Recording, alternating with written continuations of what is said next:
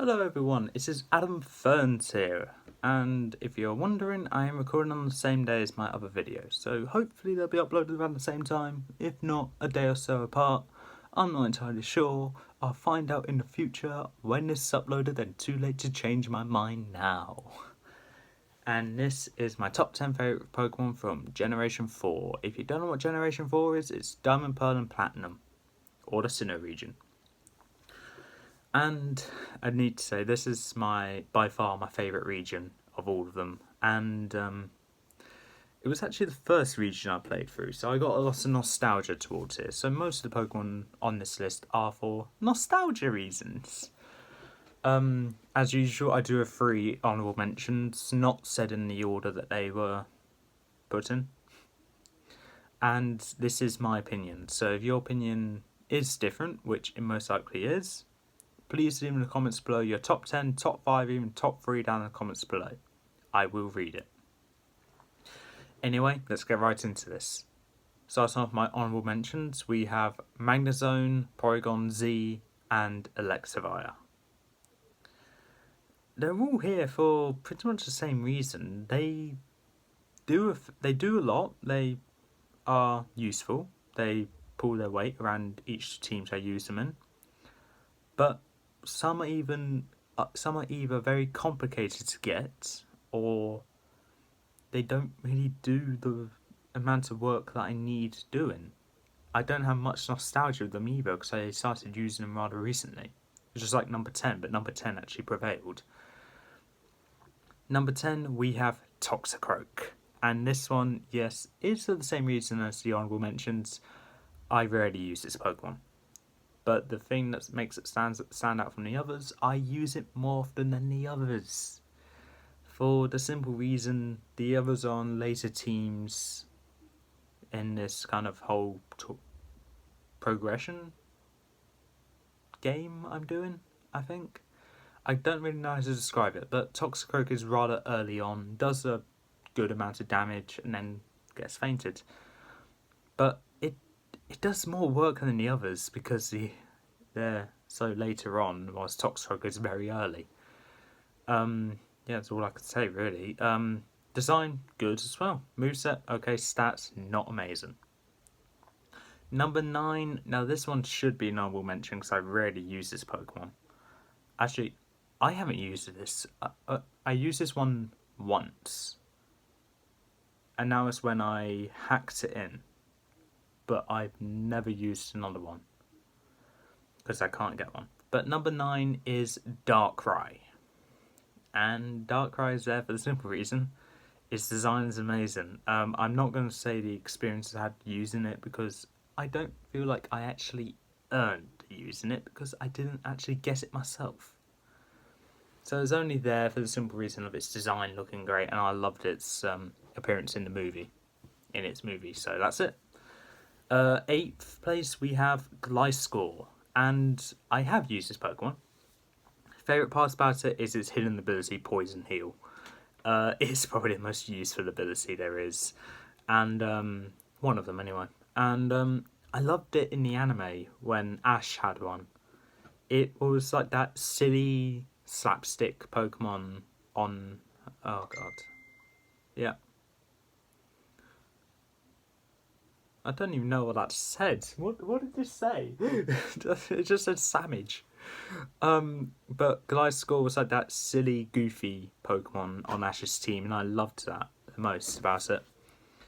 Like I said, ability is good, moveset and stats not amazing, but if you get a good working one, then you're good to go. 7th place is Luxray, and this one was going to be number 9. But got boosted up due to the fact that I do use this a lot more than the previous Pokemon on this list. The only thing that's putting it back is its moveset. Its moveset is absolute trash. But give it the ability Rivalry, probably give it a Focus Sash so it can take a hit, use electric terrain, and have an entire electric type team, you just set up. It's just there for setup basically, that's all I can say. But when it does get a chance to shine, which is normally going through the games, you are able to like get a lot of damage done, especially against Crasher Wake. Like Luxray is probably the most useful Pokemon you have there, next to a Grass type. And other Pokemon that Luxray can be good against, Fantina, if it has Bite or Crunch. Not Maylene, not Byron, not Ice, definitely not Volkner, not Aaron, not Bertha, not Flint, and not Lucian. Cynthia's Milotic and Togekiss if you are playing Platinum. Apart from that, from what I could think of, that's actually it. Yeah, oh my god, it actually is. Luxray is not very useful in this game.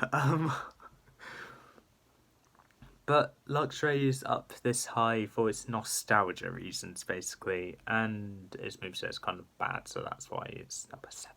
That's why it's number 7. So, 6th place, we have Weavile. Probably, yeah, I think it is the fastest Pokemon on this list, and I used it in a recent playthrough of Platinum, along with Luxray and the next 4 and 4 other Pokemon on this list. That's actually really cool. And Weavile was the Pokemon that comes in, does a quick hit, and then goes out. Because mine has U-turn along with Night Slash, Ice Punch, and another really hard hitting move. It's only there for those reasons, just to go in, give a good quick hit, take a hit, use U-turn, get out, swap with another one. It was a Pokemon that's slain Cynthia's Garchomp. And because I traded it to Heart Gold and Soul Silver, it was a Pokemon that actually defeated Lance the second time round. And Claire in the rematch. But apart from that, Weavile was proven to be rather useful, even though it had a trash nature for me. But its design is amazing. Nostalgia brings back barely any, because I didn't use it in my early years of Pokemon. I'd say it's more recent years, and in fact, its moveset, along with my experience of it in Johto and Sinnoh, is amazing. I loved it. 5th place is Drapion. Now this one's there for the simple reason, Paul's Drapion in the anime is terrifying. It is absolutely terrifying to see. I am currently getting my ass handed to one though, and you know who you are. But I do have a fair amount of Drapions myself, and with a certain move it can learn along with a bunch of Salamanders using Earthquake, it can take down Salamanders. Just give it a certain move. I'm not going to say it because I don't want Lucas using it against my Salamanders, but when he goes against it, but he will find out what it is eventually, but when he uses his against mine. But Drapion's design is amazing, stats great, moveset is good, especially against ground types. It has a really good move for ground type Pokemon, which I'm looking forward to using. Anything else about it? Not really. It's terrifying in the anime, but great overall. When using it, I had great experience with it. Not a nostalgic one, because I didn't use it in my early years. But I did remember going against Aaron's one for the first time, and I kept using fire-type moves because this was a bug-type Elite Four member with a dark poison type. Why? I mean, I understand its pre-evolution was a bug type, but that doesn't count. Anyway, the next 4 Pokemon on this list were on that team with Weavile and Luxray going through Platinum and Johto. Maybe Kanto? I can't remember if they went through Kanto, but they did go against the Kanto gym leaders in the rematch. But anyway, 4th place out of all of them is Staraptor. And it goes without saying, I love Staraptor more than Metagross. And I think I love it more than Sceptile. I can't remember. It's on a list somewhere in my Holy Bible of Pokemon. Somewhere. There's a list with all the Pokemon in total, my top 10. I can't remember if Staraptor's over or under Sceptile. But I know it's more popular than Metagross. And another one, and two more notifications. I'll check that out later. Luckily, my iPad won't go off because it's an app that's on my phone and not my iPad. Yes. Anyway, Staraptor. Design great. It was the first Pokemon I've ever caught, not owned, caught, and I think I had a good one from the start. Its nature was adamant. It was a physical attacker. I gave it physical attacker moves unknowingly because I wasn't very experienced then. Ability was Intimidate, which isn't very surprising because I think all Staraptors kind of intimidate. But it had a great design. I originally thought its tufted hair was its mouth. I realise how stupid I sound now. But it just looks amazing. From the front, I admit it did disappoint me, but after getting used to it, I'm like, wow, that's actually really good. I love it. And I still do. Anything else about it? Moveset, mediocre. Stats, mediocre. But it's the flying type, the birds. What do I call Swallow? The regional bird. It's not supposed to be amazing, but it's still great regardless, and it's my favourite of all the regional birds. Some may be better, like Talonflame or Corviknight. Some I may have better experience with, like Swallow. But Staraptor's here for the nostalgia and the fact that it was the first Pokemon I ever caught, being a Starly. Baby Starly. Little baby Starly. It was great.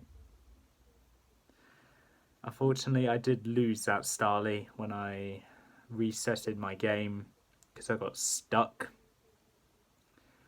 on Maylene.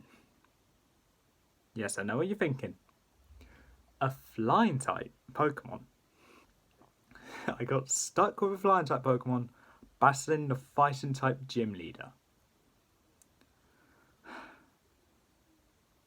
I wasn't the brightest kid, but I restarted it and got another Starly, but it didn't really fill in the space that was like the nostalgia element. But that Starly was just as good. They both evolved in Staraptor, both amazing. Yeah, I over-leveled a bit. What you gonna do? But I think I need to say the best Staraptor I had is the one that I used in my most recent Platinum playthrough, with Weavile, Luxray, and the next 3 Pokemon on this list. Third place, we have Infernape. And if you watch some of my other Pokemon videos, maybe the Fire-type ranking, the Fighting-type ranking, any other ranking I may have brought this up, Infernape was the first Pokemon I've ever owned. And it used to be my favourite Pokemon in Sinnoh. But then it got replaced by 2 other Pokemon, and I bet you know what they are, because they're very iconic Pokemon. But Infernape is here for the simple reason, its design is great, it reminds me of Goku.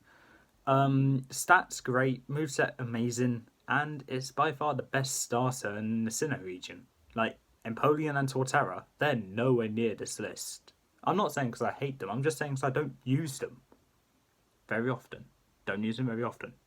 But, and, oh my god, some of the things I say. But, Infernape, it was, I don't remember actually playing a game in Gen 4 where I didn't pick Chimchar. I know I did at least once or twice, but I don't remember if I actually beaten the game with it. I beaten Sinnoh multiple times with Infernape though, built a team around it, and unfortunately did have a redundant type, which I really do not like. I hate having redundant types, but in order to have my favourite Pokemon on this list, I need to pick Torterra, but then I can't have my second favourite Pokemon on this list. But I want both of them. So I was like, okay, so redundant type of Infernape or Empoleon. Which one would I prefer more? I'll go with the one I prefer more, the Pokemon I prefer more. So I picked Infernape, and that probably gave away what the other 2 Pokemon are, but it's pretty obvious. But I need to say this one more time. Infernape, best moment for it in the anime, the Sinnoh anime. That Infernape's entire storyline from originally being pools to being ashes. It's enough to make a grown man cry. It wasn't me. No, it wasn't me. I cried at the Butterfree episode in the first series when Butterfree got released. That's when I cried. Second place is Garchomp, Cynthia's ace Pokemon, the pseudo-legendary of the Sinnoh region. Garchomp is easily, without a doubt, the most terrifying Pokemon to go against. On Cynthia's team anyway, pretty much in any game apart from Ultra Necrozma in Ultra Sun and Ultra Moon, Garchomp is the scariest Pokemon to go against for me. Because even if you know that's coming, you're going to have a hard time with it because it's insanely overleveled, especially in Diamond and Pearl. It's insanely overleveled and it will most of the time outspeed you. I just outsped it with luck with that Weavile. But the Garchomps I've had, for some reason they're mainly female, but I prefer the male version better because of this little bit knocked out fit in its fin. Like, it has a little triangular hole in its back fin, which I prefer more than just it not being there for the female. So I do prefer the male one more, but what am I going to do? I can't get it. I just realised my top 3 Pokemon have terrible shinies. Terrible shiny forms. But Garchomp's stats are like any other pseudo-legendary, god tier. Moveset, amazing, better than Metagross's in my opinion. And I've had great experience with it, from mono ground type teams to mono dragon type teams to multi-type teams. Garchomp has proven to be a strong member on all of those teams. And proof, I don't really have proof, but I can say this though. It is on 3 of my multi-type teams, one after the other. And with this whole ladder tournament game kind of thing I'm doing, which I mentioned earlier in the video when I said Toxicroak, they're right after one another, so it gets it does get annoying after a while. Anyway, number 1, Lucario. And this one's here for the simple reason, its Mega is amazing. I love it. Stats, great. Moveset, amazing. Design, great. Nostalgia. It was the best Pokemon on my Platinum team, my most recent playthrough anyway. And it remains to be the strongest Pokemon on that team. Even though it's weak to Infernape and Garchomp, it somehow is better. What else can I say about Lucario? I just had so many great experiences with it. I don't remember actually having a bad battle when I used Lucario. I do remember having my ass handed to me with someone using one.